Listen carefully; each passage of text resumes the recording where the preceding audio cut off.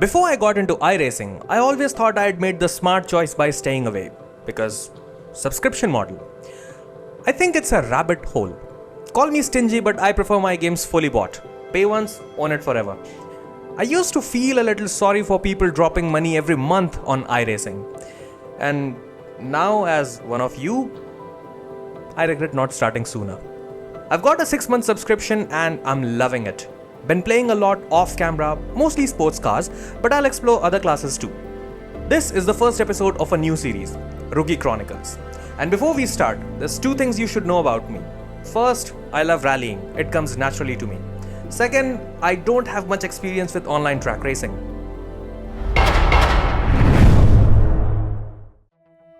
I was all set to hop into the MX-5 and chase podiums at Lime Rock. Except, new week, new schedule. And I stumbled upon something amazing, GR86 at Laguna Seca. Not only do I adore the track because of its technicality and difficulty, I sometimes also hate the track because of its technicality and difficulty. I know how the track goes, but I never raced on it, which obviously meant I was more than qualified enough to race on it. What caught me off guard was rain.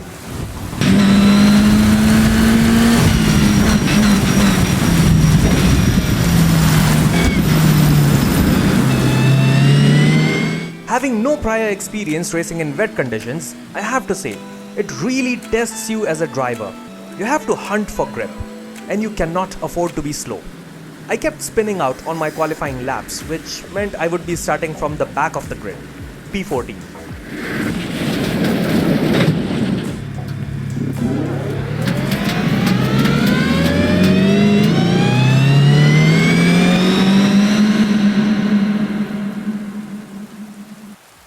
A field full of drivers around Laguna Seca in rain.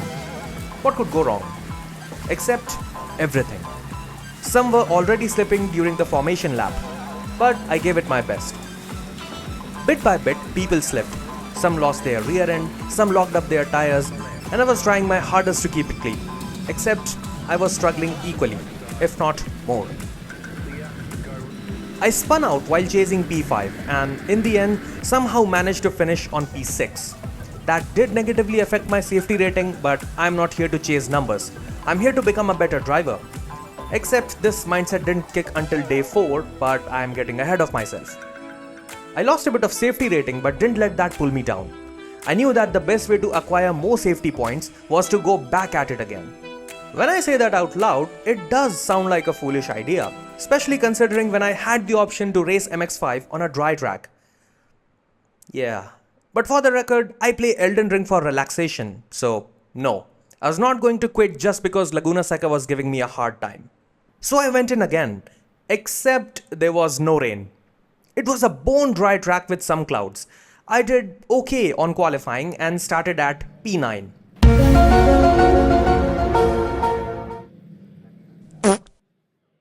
Hello Oxford. Yeah, you might want to update the definition of okay. Yeah, new entry. A minute 40 around Laguna Seca in GR86. There were a lot of aggressive drivers, dive bombers, and of course, rookies pretending to be pros. And I was no different. I was not driving clean or safely. I took unnecessary risks, tried to outbrake people, and also kissed this guy on the back. I pushed and I pushed until I met with an accident. I kept driving the car like an idiot because part of me was not ready to give up. By doing so, I took out another driver and got disqualified. After all of that, I realized that damage left the car undrivable. I had a safety rating of 2.79, then it dropped to 2.59 and now 2.34. For that day, I stopped because my stats were plummeting. Before jumping into races, I subscribed to iOverlay for 3 months because I wasn't a huge fan of the default overlay. After which, I went back at it again to regain my stats. Except, things started to get worse. I qualified P9 and was maintaining P10 when suddenly I got taken out by another driver.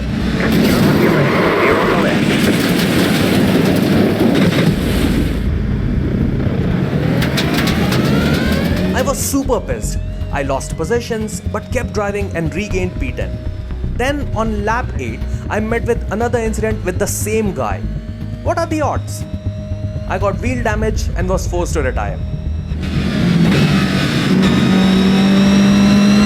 Looks like your car is stowed. You'll need to tow back to pit lane.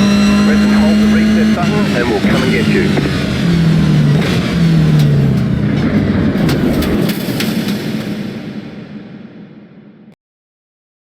Laguna Seca was proving to be a challenge, and seeing some aliens pull off minute 35s was unbelievable to say the least.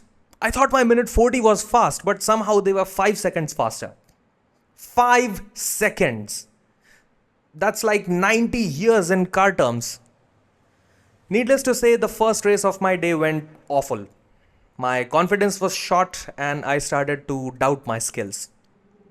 Not that I had any to begin with, but yeah, I was feeling like a turtle. My incident counts were off the charts.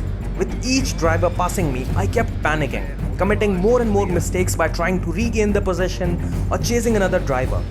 Heck, I was barely managing a top 10 finish. I did 2 more races after that, but it started to go downhill. I got more and more upset, desperate to prove that it was nothing but bad luck. But it was of no use. I was forced to end my day on a negative, and doubt started to creep in. Little did I know, the first step was to learn how to become a better driver. I was dreaming of a podium while driving like an idiot. But once again, I'm jumping ahead of myself. This mindset didn't kick in until later. I woke up that day with only one goal in my mind: to finish better, so I can get my Class C license. I decided not to drive angry because being a hothead with limited experience and skills is not helpful.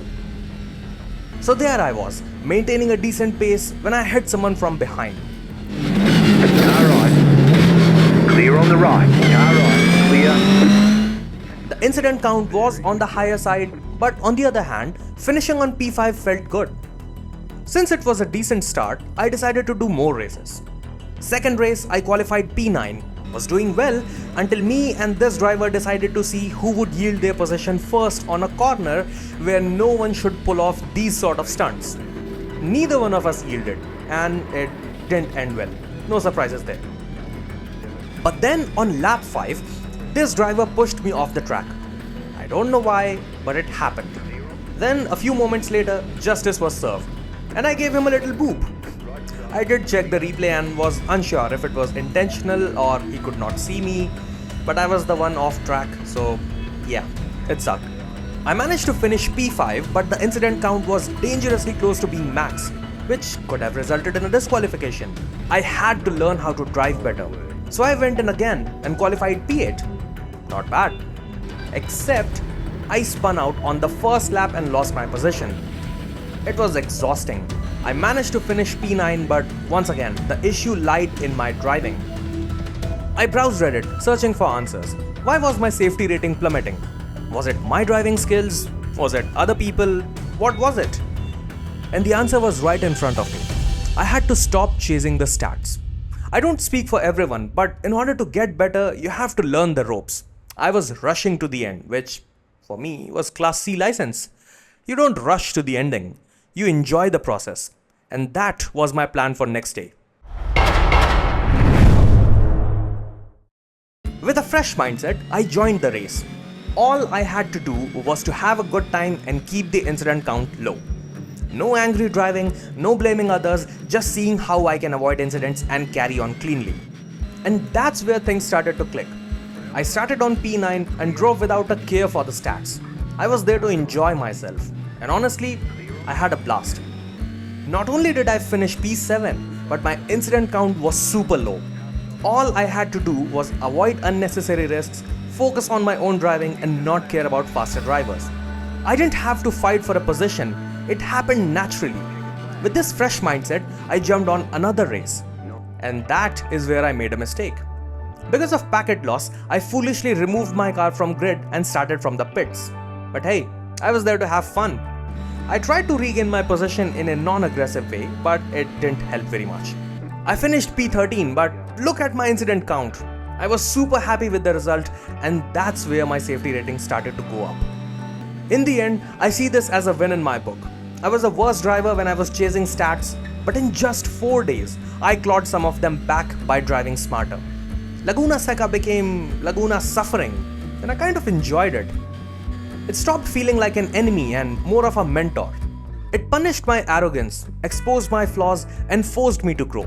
Not just as a driver, but as someone who wants to be good at this. I still make dumb mistakes, I still get frustrated, but that's okay. You know why? Because for the very first time, I'm not just racing, I'm learning. This is just the beginning of Rookie Chronicles. And if you're out there, spinning at corners, yelling at random strangers, or even wondering why your stats are tanking, you're not alone. This is the first episode of a new series called... This is the first...